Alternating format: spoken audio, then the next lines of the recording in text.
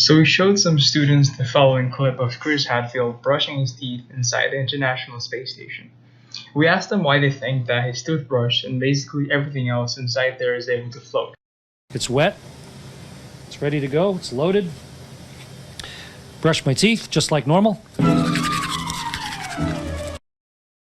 The response from our friends is summarized in the following interview.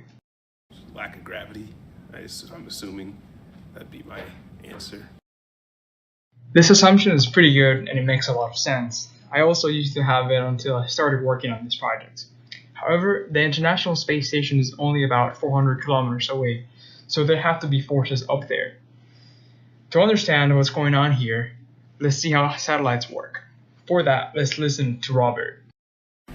A way to model a satellite launch would be to fire a projectile with negligible air drag at a very high velocity, such as Newton's proposed cannonball experiment. In this experiment, he claimed that if a cannonball were fired off a mountain at a high enough velocity, the time that it would take to reach the ground would also depend on the rate of curvature of the Earth.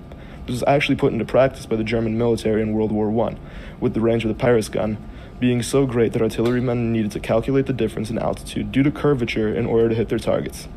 Satellite launches work in a similar fashion, as shown up here. By following this path for a circular orbit, the gravitational force in the satellite will pull it back to Earth at the same rate as the Earth curves. This results in the satellite perpetually falling, but never returning to the surface. The speed at which the satellite needs to be launched in order to stay in orbit depends on its desired height, with the average velocity for low Earth orbit being 7.7 kilometers per second. This velocity decreases as the altitude that you desire increases, as modeled by this equation. An example of a satellite that has enough tangential velocity to fall with the same rate as Earth curves away from it is the International Space Station. Its tangential velocity of 7.6 kilometers per second with an orbital period of 19 minutes. And due to this phenomenon, the astronauts inside the ISS seem to float, but in reality they're falling. So there we have it. Chris is actually falling, and with him is his toothbrush and basically everything else inside the ISS. Their tangential speed is so high that, as they fall, the Earth curves away at the same rate. How do we derive for this critical speed equation that Rob mentioned a few seconds ago? Eva, can you help us out? Sure, let's do some theoretical analysis. In orbital mechanics, the most important variable to consider is the gravitational force Fg, and we can write Newton's law of gravitation. 2 hours later. A few moments later.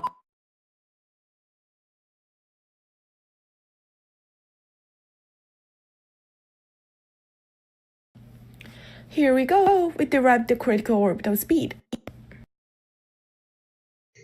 Hey Eva, is there an easier way to solve for the critical speed?